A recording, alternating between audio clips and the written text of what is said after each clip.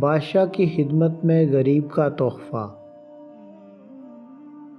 پرانے وقتوں کا ذکر ہے کہ ایک خلیفہ کی سخاوت دور دور تک مشہور تھی۔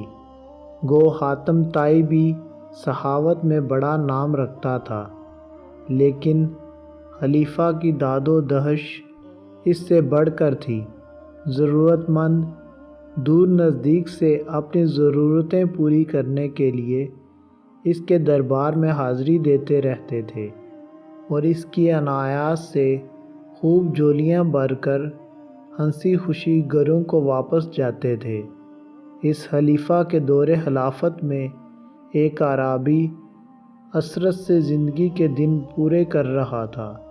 ایک دن اس کی بیوی نے شکایت کرتے ہوئے کہا کہ ہم سب بد نصیب اور غریب شاید ہی کوئی ہو، کیونکہ ہمارے پاس نہ تو کھانے پینے کی چیزیں ہیں اور نہ ہی تن ڈھانپنے کو مناسب کپڑا لتا۔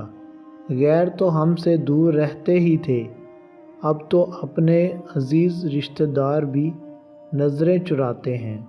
اگر کہیں آنکھیں چار ہو جائیں تو نفرت و حقارت سے دیکھتے ہیں۔ نامعلوم ہماری یہ غریبی کب دور ہوگی۔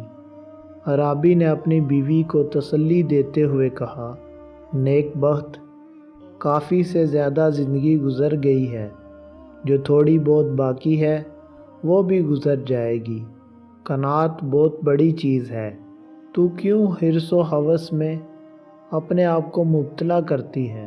خاوند کی باتیں سن کر بیوی جلا اٹھی اور خاوند سے کہنے لگی، پتہ نہیں تمہاری عزت کو کیا ہوا، تو بے عزتی کو اور مفلسی کی زندگی کو قناعت کا نام دیتا ہے۔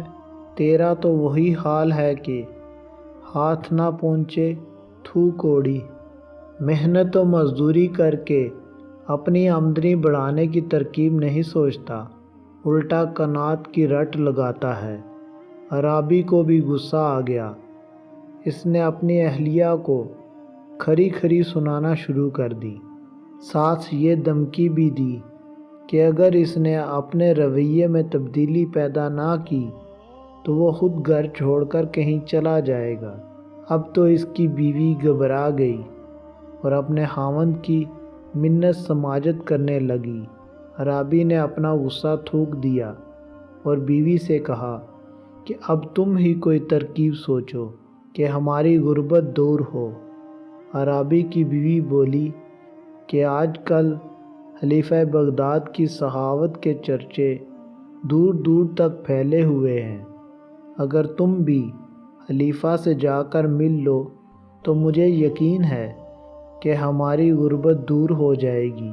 غریب اعرابی نے کہا کہ مجھ جیسا غریب اور نادار شخص خلافت میں کس طرح باریابی حاصل کر سکتا ہے؟ خلیفہ کے دربار میں کیا تحفہ لے کر جاؤں؟ بیوی نے ایک مشکیزہ پانی کا بر رکھا تھا، کہنے لگی، یہی پانی کا مشکیزہ تحفہ کے طور پر لے جاؤ۔ جب دربار خلافت میں پہنچنا تو عرض کرنا کہ جس بیابان و صحرا سے میں آیا ہوں وہاں اس میٹھے پانی سے بڑھ کر کوئی ایسی چیز دستیاب نہیں تھی جو میں آپ کے حضور پیش کرتا۔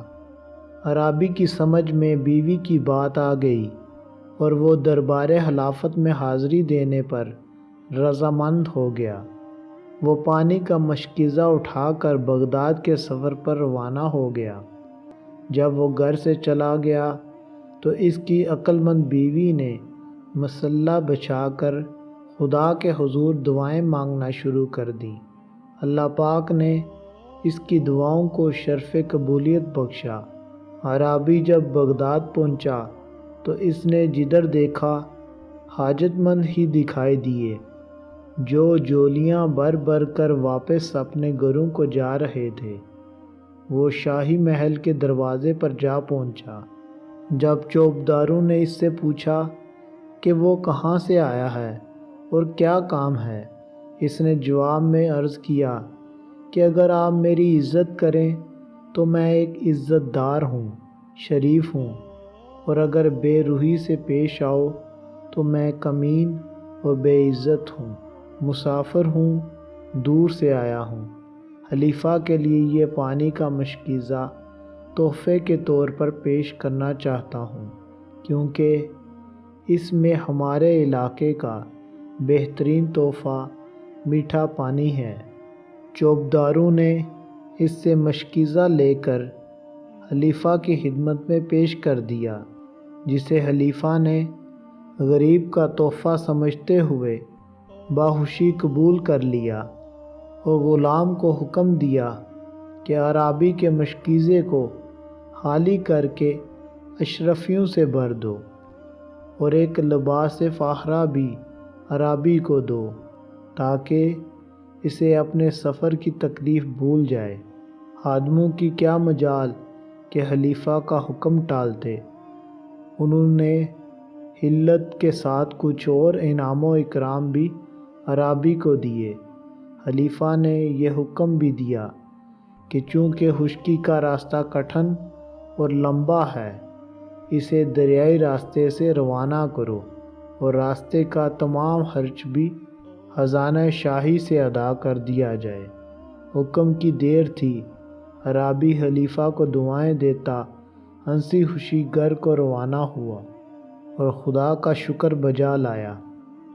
وضاحت: اللہ کے نیک بندوں کو تحفوں کی نہیں بلکہ خلوص کی پہچان ہوتی ہے۔ خلیفہ نے اعرابی کے تحفے کو اس لیے اہمیت دی کہ ریگستان میں پانی بہت بڑی نعمت ہوتا ہے، اور وہ بھی میٹھا پانی، جبکہ شہروں میں پانی کی بہت زیادہ ناقدری کی جاتی ہے۔ اللہ پاک بھی انسان کی نیت دیکھ لیتا ہے، اسے سینکڑوں نوافل و ہزاروں کے صدقات و خیرات سے غرض نہیں ہوتی، جبکہ آج کل یہ رواج ہے کہ جب بھی راہ خدا کوئی کام کرنا ہو تو پہلے اس کی خوب تشہیر کی جاتی ہے۔ اگر کسی نے ادائیگی زکوٰۃ کرنا ہو تو وہ بھی پہلے اخباروں کے ذریعے یا مساجد میں لاؤڈ سپیکر سے اعلان کرواتا ہے کہ فلاں رئیس فلاں دن زکوٰۃ تقسیم کریں گے۔ اس دن اخبارات کے فوٹوگرافر اس کی سخاوت کی ثبوت میں اس کی تصویریں اپنے اخبارات میں شائع کرتے ہیں، جس کا کوئی فائدہ نہیں۔